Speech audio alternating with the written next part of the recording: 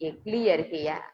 कैसे तुम बच्चे दूसरों को ब्रह्मा बाबा का अच्छी तरह से युक्ति से अलग अलग कर्तव्य के आधार से,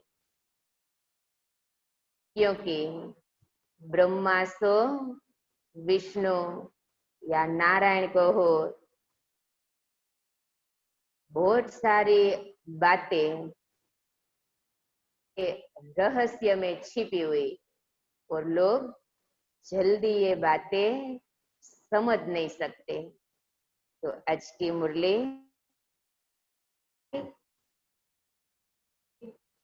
मीठे बच्चे अकाल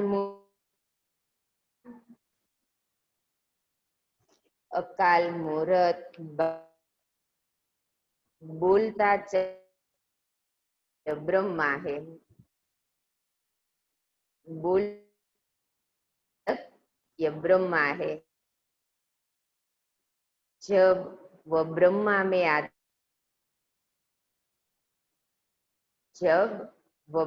में आते तब तुम ब्राह्मणों को रचते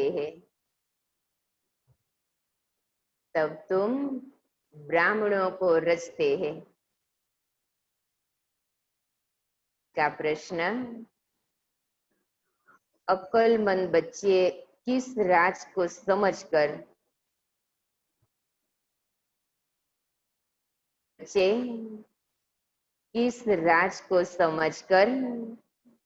ठीक रीति से समझा सकते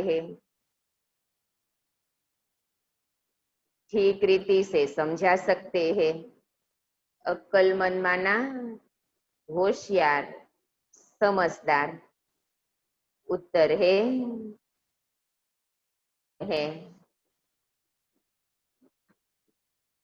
ब्रह्मा कौन है और वह ब्रह्मा सो विष्णु कैसे बनते?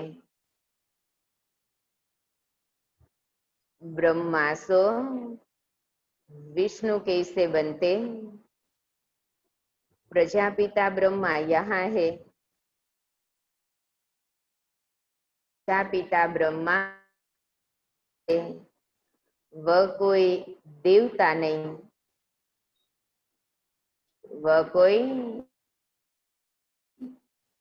ब्रह्मा ने ही ब्राह्मणों द्वारा ज्ञान यज्ञ रचा है।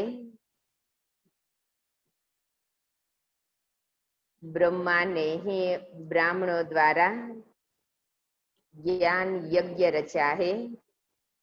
यह सब राज अक्लमंद बच्चे ही समझकर समझा सकते हैं। अक्लमंद बच्चे ही समझकर समझा सकते हैं और प्यादे तो इसमें मूंझ जाएंगे। घोड़ेसवार और प्यादे इसमें मूंझ जाएंगे। आज का गीत ओम नमः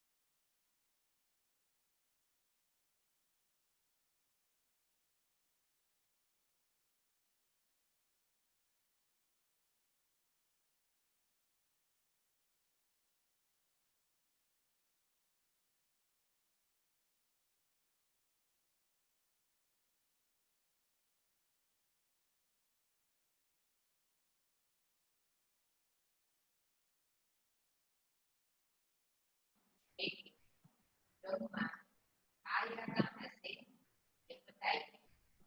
ब्रह्मा कैसे हो सकता, ब्रह्मा को आया सूक्ष्म वतन वासी, प्रजापिता सूक्ष्म वतन में हो न सके, वहाँ रचना होती नहीं।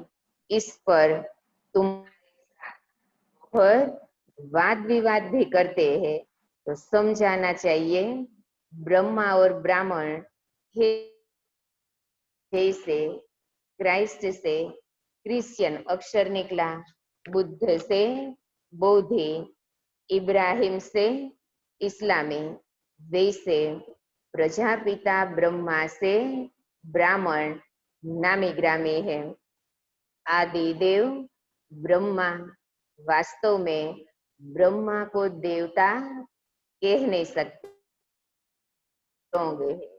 अब ब्राह्मण जो अपने को कहलाते, उनसे पूछना चाहिए आया कहाँ से, यह रचना किसकी है, ब्रह्मा को किसने क्रिएट किया, कभी कोई बता न सके, जानते नहीं। यह भी तुम बच्चे जानते हो, शुबाबा का जो रथ है, जिसमें तो कौन है ब्रह्मा, शुबाबा का, ये हम बच्चे ही जानते हैं, समझ सकते। जो आत्मा कृष्ण, अब लोग तो देखो ये सब बातें सुनकर मूंझ जाएंगे। कहाँ देखो भाग्यशाली रथ, कहाँ आजकल मंदिरों में नंदीगण दिखाते हैं, कहाँ ब्रह्मा, कहाँ कृष्णा। के बाद अब जन्म पत्री का नाम तो इनका अपना अलग होगा ना, क्योंकि ये तो मनुष्य ना। तो ब्रह्मा की जन्म पत्री में क्या नाम, देखो उसका कारी नाम दादा लेखराज। अब ब्रह्मा तो शुभा, तब उनका नाम रखा। में प्रवेश करने से इनका नाम ब्रह्मा रख देते। यह भी बच्चे जानते हैं वही ब्रह्मा विष्णु का रूप है, नारायण बनते हैं। 84 जन्मों साधारण रथ है ना, यह शरीर सब आत्मा है, अकाल मूर्त का बोलता चलता यह तख्त है। कौन, ब्रह्मा बाबा का शरीर, अकाल मूर्त शुबाबा का यह सिंहासन। तो सिख लोगों ने फिर वह तख्त बना दिया, उसको अकाल तख्त कहते। यह तो अकाल तख्त सब है, अकाल मूर्त है। ऊंच से ऊंच तो चाहिए ना, रथ में प्रवेश होकर बेट ये नॉलेज देते हैं, उनको ही नॉलेजफुल कहा जाता। रचता और रचना के आदि मध्य अंत की नॉलेज देते हैं। अब नॉलेजफुल का अर्थ में जानी, तो शिव बाबा कौन है, नॉलेजफुल। नॉलेजफुल माना सब बाबा के अंदर है। अब इसका मतलब ये नहीं कि बाबा कोई सबकी दिलों को जानते हैं।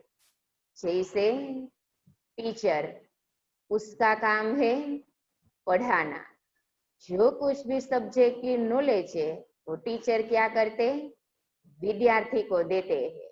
लेकिन इसका मतलब ये नहीं विद्यार्थी के अंदर क्या चलता है वो सब टीचर जाने। तो मैं ऐसा फ्री नहीं हूँ जो सबके अंदर की बात सारा दिन बैठकर जानता रहूं। और सर्वव्यापी का अर्थ दूसरा, जानी जाननहार का अर्थ दूसरा, मनुष्य तो सबको मिलाकर जो आता कहते जाते। अब तुम बच्चे जानते हो, हम सब ब्राह्मण ब्रह्मा की औलाद है, हमारा कुल सबसे ऊंचा है। तो नशा रहता है ना आजकल, हर एक को अपना कुल अपना खानदान का कितना देखो नशा रहता, उस अनुसार उनकी पर्सनालिटी रहती। छोटेपन से ही वो समझते पैदा हुए वो लोग देवताओं को ऊंच रखते, क्योंकि सतयुग आदि में देवता हुए हैं। अब प्रजापिता ब्रह्मा की औलाद ब्राह्मण होते हैं ना, यह कोई जानते नहीं सिवाय तुम बच्चों के। भी कैसे पढ़े, जबकि सूक्ष्म वतन में समझ लेते। वह जिस्मानी ब्राह्मण अलग है, जो पूजा करते हैं धामा खाते हैं। तुम तो धामा आदि खाते नहीं हो। ब्रह्मा का राज अब अच्छी रीति समझाना पड़ता है। बोलो, और बातों को छोड़, बाप जिससे पति से पावन बनना है, पहले उनको तो याद करो, फिर यह सब बातें समझ जाएंगे। थोड़ी बात में संशय पड़ने से बाप को ही छोड़ देते। तो पहली पहली मुख्य बात, अल्लफ और बे। बाप कहते माँ में कम याद करो, मैं जरूर इसमें तो आऊंगा ना। उनका नाम भी होना चाहिए, उनको आकर रचता हूँ। ब्रह्मा के लिए तुमको समझाने का अक्ल चाहिए। प्यादे घोड़े सवार मूंझ पड़ते, तो कौन से बच्चे चाहिए? अक्लमंद, होशियार, खुद समझे हुए होंगे तो दूसरों को अच्छी अवस्था अनुसार समझाते हैं ना। प्रजापिता ब्रह्मा यहाँ है, ब्राह्मणों द्वारा ज्ञान यज्ञ रचते तो जरूर है ना। प्रजापिता ब्रह्मा भी यहाँ चाहिए, जिससे ब्राह्मण हो। ब्राह्मण लोग कहते भी है हम ब्रह्मा की संतान है, समझते हैं परंपरा से हमारा कुल चलाता। परंतु ब्रह्मा कब था पता ही नहीं। अभी तुम ब्राह्मण हो। अब ब्राह्मण वह जो ब्रह्मा की संतान हो, वह तो बाप के ऑक्यूपेशन को जानते ही नहीं। भारत में पहले ब्राह्मण ही होते हैं, और ब्राह्मणों का कुल ऊंचे ते ऊंचा है। वह ब्राह्मण भी समझते हमारा कुल जरूर ब्रह्मा से ही निकला होगा, परंतु कैसे कब यह वर्णन तो प्रजापिता ब्रह्मा ही ब्राह्मणों को रचते हैं। जिन ब्राह्मणों को फिर देवता बनना है, ब्राह्मणों को आकर बाप पढ़ाते हैं। तो अभी ब्राह्मण सब क्या कर रहे हैं? डायरेक्ट विधि विधान करना ये सब बाद में। पहले पहले बाबा ने आकर हम बच्चों को अच्छी तरह पढ़ाया। ब्राह्मणों की भी नहीं है, ब्राह्मणों का कुल है। डिनाइस्टी माना राजधानी। अभी राजधानी कोई की नहीं है, तो ब्राह्मणों का भी कुल है। डिनाइस्टी तब राजा रानी बने, जैसे सूर्यवंशी डिनाइस्टी। ब्राह्मणों में राजा तो बन कोई यहाँ राजा क्या कहते बाबा, सब पुरुषार्थी है, मेहनत कर रहे, कोई राजा महाराजा नहीं है। वह जो कहते कौरव और पांडवों का राज्य था, दोनों रोंग है, दोनों को नहीं है। प्रजा का, प्रजा पर राज्य है, उनको राजधानी नहीं कहेंगे। ताज ने समझाया, पहले डबल सिरताज भारत में थे ताज, और इस समय है कोई ताज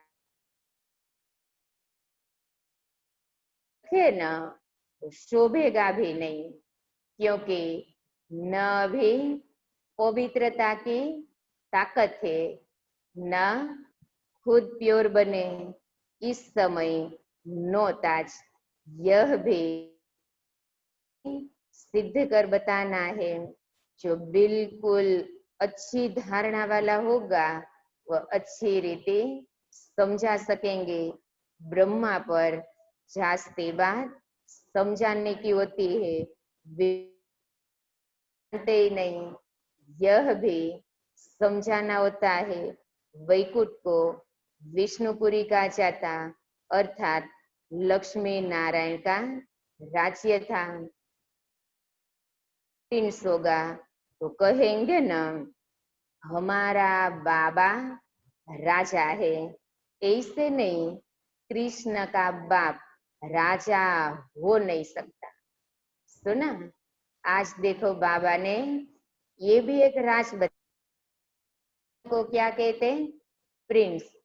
प्रिंस माना राजकुमार, राज क्या होगा, राजा होगा ना, तभी तो उनको राजकुमार कहेंगे। कृष्ण प्रिंस कहलाया जाता तो जरूर राजा के पास जन्म हुआ है। साहूकार के पास जन्म ले तो प्रिंस थोड़े ही कहलाएंगे। राजा के पद और साहूकार के पद में रात और दिन का फर्क हो जाता। बाप राजा ही नहीं है। कृष्ण का नाम कितना बाला है, क्यों? कृष्ण का देखो नाम सब छोटे बच्चे से लेकर सबको पता है कितना। देखो अभी जन्माष्टमी आएगी ना, क्या करें, तो उनका मनाते रहते महिमा। उनके बाप का नाम इतना बाला नहीं, पद ऊंचा नहीं कहेंगे, वह सेकंड क्लास का पद है, जो सिर्फ निमित्त बनते कृष्ण को जन्म देने जरूर है, लेकिन पद बच्चे का ऊंचा है, बाप सिर्फ निमित्त बनेगा। ऐसे नहीं, कृष्ण की आत्मा से वह ऊंचा नहीं, कृष्ण बनते, बाकी गुम हो जाता है जरूर ब्राह्मण, परंतु कृष्ण कौन उनका बनेंगे तो सब संगम में ही ना, यहाँ ही ब्राह्मण बने, पढ़ाई पढ़े, फिर वो है और जन्म देने के निमित्त बनेंगे। आत्मा की पढ़ाई अपने बाप से ऊंची थी, तब तो कितना नाम होता है। अब कृष्ण का ये जैसे किसको पता ही नहीं, आगे चल मालूम पड़े तो यहाँ से ही है। तो बाबा के बच्चों को के अनुसार ऐसी ऐसी बातें जानने के लिए प्रश्न उठते रहते हैं ना, कहीं पूछते हैं अभी पता नहीं कृष्ण कहाँ होगा, जन्म कब होगा, हम कहाँ होंगे, वायुमंडल कैसे होगा, कैसे स्वर्ग का द्वार खुलेगा। बाबा क्या कहते हैं, जितना मैं तुमको पढ़ाता हूँ वहां तक पढ़ो, आगे ड्रामा में जो होना होगा, बाबा राज खुलते जाएंगे। राधे के भी माँ बाप तो होंगे ना, से राधे का नाम जाते है, क्योंकि माँ बाप कम पढ़े हुए हैं, उनसे ऊंच हो जाता। यह है डिटेल की बातें बच्चों को समझाने के लिए। तो सारा मदार किस पर, क्या कहेंगे, सारा मदार पढ़ाई पर है। ब्रह्मा पर भी समझाने का अक्ल चाहिए। वही कृष्ण जो है उनकी आत्मा है, 84 जन्म भोगती। तुम भी 84 जन्म लेते हो, इकट्ठे तो नहीं आएंगे। जो पढ़ाई में पहले पहले होते वहां के नंबरवार तो आते हैं ना, ये बड़ी महीन बातें हैं। कम बुद्धि वाले धारणा कर न सके। नंबरवार तुम ट्रांसफर होते हो, नंबरवार कितनी बड़ी क्यू है जो पिछाड़ी में जाएगी। क्या कहते, मच्छर सदृश्य सब इकट्ठे उड़ेंगे, क्यू लगेगी, झुंड के झुंड जाएंगे। नंबरवार अपने अपने स्थान पर जाकर निवास करेंगे। सब बना हुआ है, इसलिए सब निश्चिंत कि हम जल्दी जल्दी जाए, भागे, दौड़े, अच्छी सीख ले ले। होता है ना प्रोग्राम, सबकी दिल क्या होती है, 4 बजे का प्रोग्राम है, हम 3:30 बजे पहुंच जाए। डायमंड हॉल 5 बजे खुले, हम 4 बजे गेट पर खड़े हो जाए। क्यों, आगे बैठे, अच्छी सीट मिले, अच्छा स्थान मिले। लेकिन यहाँ परम धाम घर में सबका नंबर फिक्स है, सबका स्थान बना हुआ है, सबका स्थान बना है। यह बड़ा वंडरफुल खेल है, परंतु कोई समझते नहीं है। इनको कहा जाता कांटों का जंगल। एक दो को दुख देते रहते, वहां तो नेचुरल सुख है, और यहाँ सुख है लेकिन कैसा, नेचुरल नहीं, आर्टिफिशियल, बनावट वाला, टेम्पररी, क्षणिक। अच्छा खाया, कुछ आपस में मिले, कुछ समय के लिए सुख की फीलिंग आई। यहाँ आर्टिफिशियल सुख है, रियल सुख एक बाप ही देने वाला है। यहाँ काग विष्टा के समान सुख है, और दिन प्रतिदिन तमो प्रधान बनते जाते। कितना दुख है।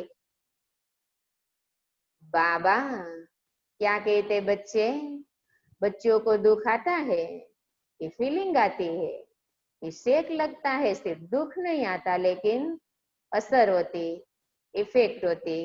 तो कहते हैं बाबा, माया के तूफान बहुत आते हैं, माया उलझा देती है, दुख की फीलिंग बहुत आती है। सुखदाता बाप के बच्चे, बच्चों के दिल के जो प्रश्न है ना, उनका आंसर देते हैं। क्या कहते बच्चे, दुख होता, माया उलझा देती, तो बाबा क्या कहते, सुखदाता बाप के बच्चे बनकर भी अगर दुख की फीलिंग आती है तो बाप कहते, क्या कहते, क्या बोला होगा? कोई हर्जा नहीं, बच्चे में रहो। कुछ सॉल्यूशन सुनाएंगे, कोई दवाई पट्टी लगाएंगे, करेंगे। ये बच्चे, ये तुम्हारा बड़ा कर्म भोग है। अच्छा लगा? नहीं लगा? हम तो सोच रहे थे बाबा कुछ इंजेक्शन दे देंगे, कुछ डोज दे देंगे, लेकिन बाबा ने बच्चों के ऊपर ही छोड़ा, क्योंकि कर्म के हिसाब किताब में बच्चे आते हैं। जब बाप मिला तो दुख की फीलिंग आनी नहीं चाहिए। दुख आना वो तो अलग चीज, लेकिन दुख की फीलिंग भी नहीं। जो पुराने कर्म भोग है उसे चुप तो करो। अगर योग बल नहीं होगा तो क्या होगा? चुप तो करना पड़ेगा। तो कहावत कौन सी, क्या कहेंगे? दो शब्द बाबा, मोचरा और मानी। अच्छा तो नहीं है ना? सजा खाकर पद पाना अच्छा नहीं है। आया, मंदिर में दर्शन करने गए, क्यू में खड़े रहे, दो चार डंडे खाए, फिर भगवत मूर्ति के नजदीक जाकर दर्शन करने को मिला, अच्छा लगेगा? नहीं लगे। पहले चमाट मिली ना, फिर फल नजदीक रहे दूर रहे, लेकिन सजा तो खाना भी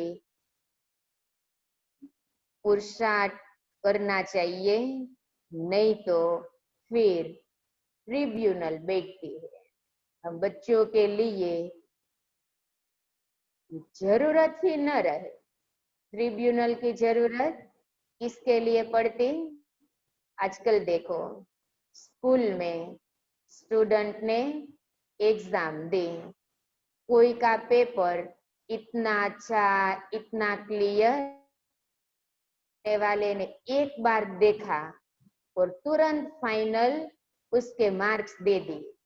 अब कई स्टूडेंट का पेपर हाथ में आया, लेकिन टीचर ही मूंझ जाएंगे, दूसरे टीचर को दिखाएंगे, वो भी मूंझ गए, तीसरे को दिखाएंगे, फिर आपस में मिलेंगे। इसको कहते हैं ट्रिब्यूनल। कई बच्चे का रजिस्टर इतना साफ, इतना क्लियर, जो डायरेक्ट उनको मार्क्स मिल जाएंगे। बहुत सजा खाएंगे, बहुत कंफ्यूज हो जाएंगे, लेकिन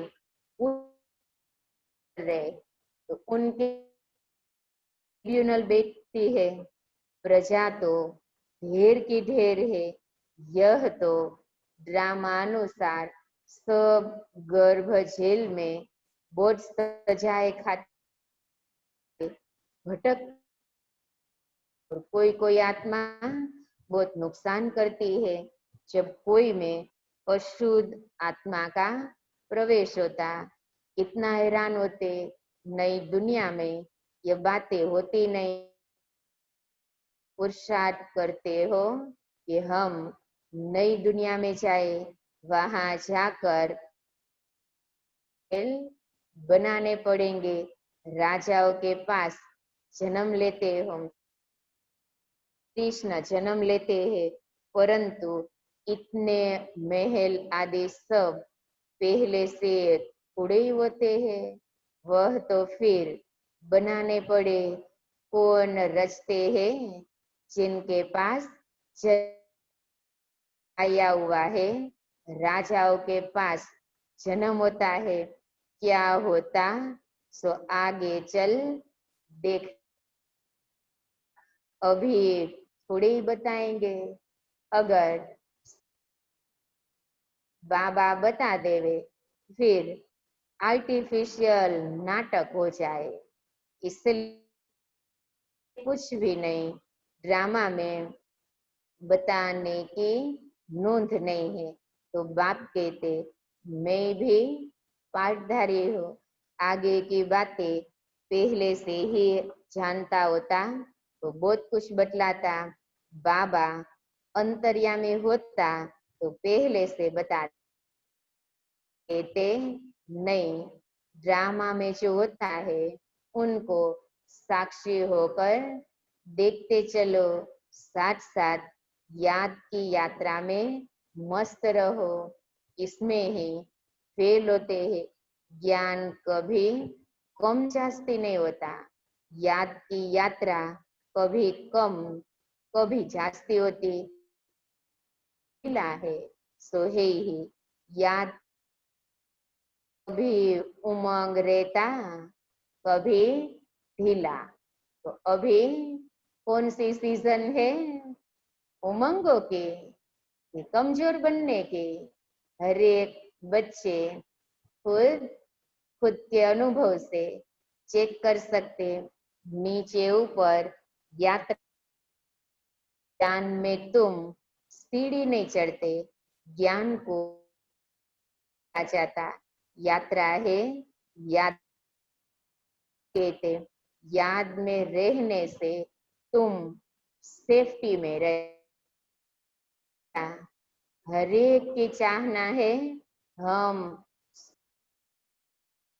अब मान लीजिए कोई परहेज ही न रखे, इधर उधर आना जाना, न कोई नियम न कोई संयम, रोज भगवान को बोले हे भगवान आपकी नजरों में मुझे रखना, आपकी छत्र छाया में मुझे रखना। बाबा क्या कहते हैं? साकारी दुनिया, साकारी कारोबार, साकारी नियम, इसमें मैं बीच में नहीं आता। जैसे जहाँ जो ध्यान रखना है तो बच्चों को रखना ही है। बाकी हाँ, याद में रहेंगे तो याद सुरक्षा कवच जरूर बनेगा। देह अभिमान में आने से तुम बहुत धोखा खाते हो, विकर्म कर देते हो। काम महा शत्रु है, उनमें फेलो पड़ते। क्रोध आदि की बाबा इतने बात नहीं करते। ज्ञान से या तो सेकंड में जीवन मुक्ति, या तो फिर कहते सागर को स्याही बनाओ तो भी पूरा न हो, या तो सिर्फ कहते अल्लाह को याद करो। माना तार है, क्या कहते सिर्फ मुझे याद करो। याद करना किसको कहा जाता ये थोड़े ही जानते। कहते हैं कलयुग से हमको सतयुग में ले चलो। पुरानी दुनिया में देखते हो बरसात में कितने मकान गिरते रहते, कितने डूब जाते। बरसात आदि नेचुरल कैलेमिटीज होगी, ये सब कुंभकर्ण की नींद में सोए हुए हैं, विनाश के समय जागेंगे, फिर कर क्या सकेंगे? धरनी भी जोर से हिलती है। सुना, हिली ना, अनुभव तो किया ना, लेकिन लोग फिर से जैसे थे छोटी छोटी घंटियों में जाग, बड़ा घंटा नगाड़ा बजेगा तब जागेंगे। तूफान बरसात सब होता है, बॉम्ब्स भी फेंकते हैं, परंतु यहाँ एडिशन है सिविल, आपस में लड़ना और झगड़ना, रक्त की नदियां गाई हुई है। यहाँ मारा मारी होती है, एक दो पर केस करते रहते, सो लड़ेंगे भी जरूर। निधन के है और तुम धनी के हो, कोई लड़ाई आदि तुमको नहीं करनी है। ब्राह्मण बनने से तुम धनी बाप को या पति को कहते। अब शुभा बातों पतियों का पति है जाते, फिर कहते हम ऐसे पति के साथ कब मिलेगी? तो आत्माएं कहते हमारी तो आपसे सगाई हो गई, अब आपसे हम मिले कैसे? कोई तो सच लिखते, कोई सच्चाई से लिखते नहीं है कि बाबा हमसे ये भूल हो गई, क्षमा करो। अगर में गिरा तो बुद्धि में धारणा हो नहीं सकती। बाप कहते तुम ऐसी कड़ी भूल करेंगे तो चकनाचूर हो जाए। हम गोरा बनाने आए, फिर तुम काला मुंह कैसे करते हो? स्वर्ग में आएंगे, पाई पैसे का पद पाएंगे, राजधानी स्थापन हो रही है ना। कोई तो जन्मांतर पद भ्रष्ट हो जाते, कहेंगे बाप से तुम यह पद पाने आए हो, बाप इतना ऊंच बने, हम बच्चे फिर प्रजा थोड़ी बनेंगे। बाप और बच्चा दास दास, इतनी लज्जा की बातें। तो पिछाड़ी में तुमको सब साक्षात्कार होंगे। फिर नाहक ऐसा किया। सन्यासी भी ब्रह्मचर्य में रहते तो विकारी माथा टेकते। पवित्रता का इतना मान है, इसकी तकदीर में नहीं है, तो बाप आकर पढ़ाते, फिर भी गफलत करते रहते। समझा? कोई के लिए कोई व्यक्ति कितने समझावे, होता है ना, इनको हम सुधारे, इनका हम परिवर्तन। लेकिन दुनिया में भी लोग क्या कहते हैं, भगवान भी ऊपर से उतर आए ना तो भी तकदीर ही ऐसी है, वो फिर कैसे सुधरेंगे? बहुत विकर्म बन जाते। तुम बच्चों पर बृहस्पति की दशा है, इससे ऊंच दशा नहीं। दशाएं तुम बच्चों पर चक्र लगाती रहती है। तो अभी कौन सी दशा बैठी? जो हाईएस्ट दशा, ऊंची दशा। अभी दशा माँ का व्रत करो, विधि करो, है जरूरत नहीं। गुरु की दशा ही हमारे ऊपर बैठ गई, जो सबसे ऊंची दशा है। अच्छा, थे सिखेलते बच्चों प्रति मात पिता बाप दादा प्यार और गुड मॉर्निंग। बाप की रूहानी बच्चों को नमस्ते। हम रूहानी बाप दादा को याद प्यार और गुड मॉर्निंग। नमस्ते नमस्ते नमस्ते। सदा रहो हंसते हंसते हंसते। बनो फरिश्ते फरिश्ते फरि। वाह बाबा वाह, वाह वाह मेरा भाग्य, वाह मैं सुरक्षित फरिश्ता हूँ। धारणा के लिए सार। पहले पॉइंट, इस ड्रामा के हर सीन को इस ड्रामा के हर सीन को साक्षी होकर देखना है। एक बाप की याद में मस्त रहना है। एक बाप की याद में मस्त रहना है। याद की यात्रा में कभी उमंग कम न हो। याद की यात्रा में कभी उमंग कम न हो। पढ़ाई में कभी गफलत नहीं करना।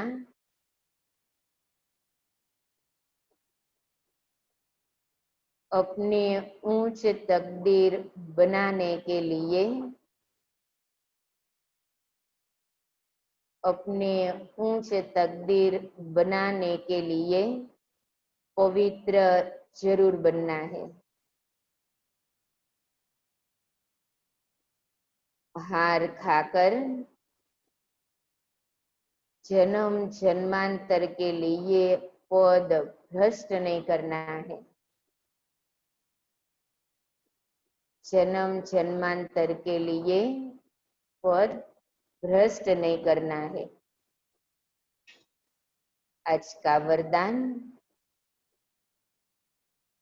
मन मना भव के महामंत्र द्वारा मन मना भव के महामंत्र द्वारा सर्व दुखों से पार रहने वाले, सर्व दुखों से पार रहने वाले सदा सुख स्वरूप भव, सदा सुख स्वरूप भव।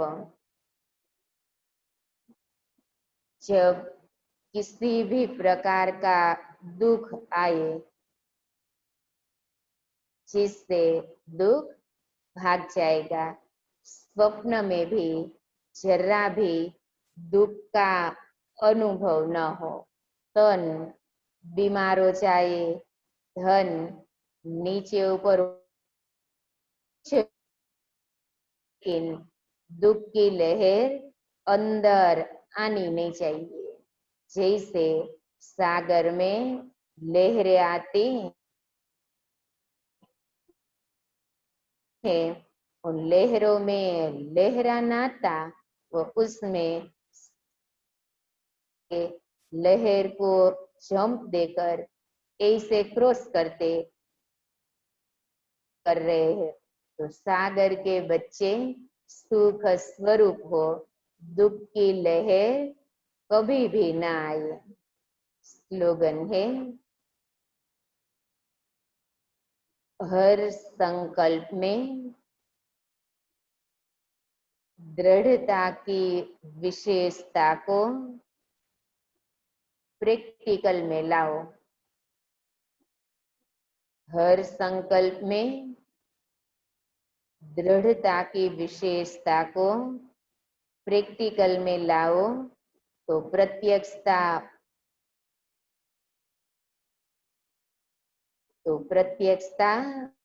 हो जाएगी। तो कल सभी ने क्या लिखा सभी संकल्प। सोना नो संकल्प, ये चांदी नो संकल्प, सबको डायरेक्शन मिला था ना कि सब सोने का संकल्प करना। आज बाबा ने अंडरलाइन कराई, जो भी संकल्प करो उसमें दृढ़ता का ठप्पा लगाओ, ताकि वो जो संकल्प राखी के दिन किया, क्या करेंगे सब, रोज उसको दृढ़ता से रिवाइज करना, अटेंशन देना, ताकि हम इजी हो जाए। अच्छा, शांति।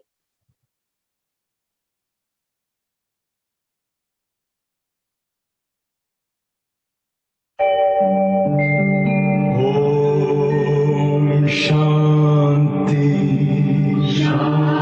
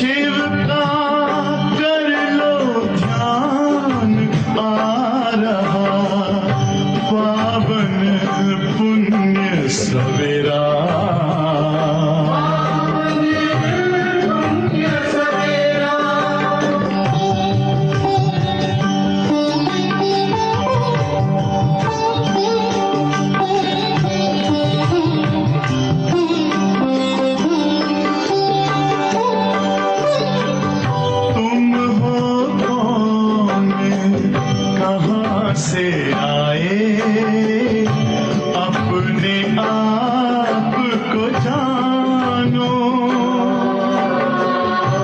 राजयोग के द्वारा अपना परम पिता पहचानो। इसी राजपथ पर चलकर तुम पालो अपना बसेरा।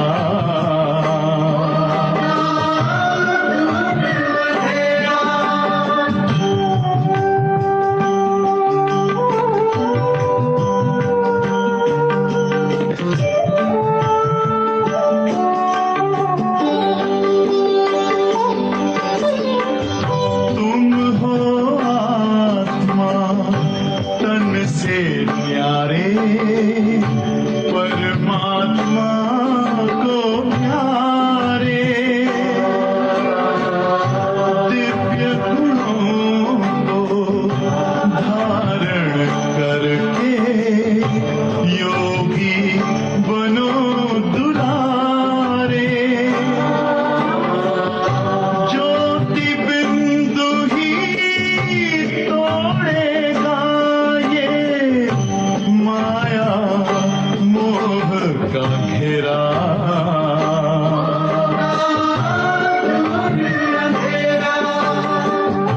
अंतर मन में ज्योति जगा लो, होगा दूर अंधेरा।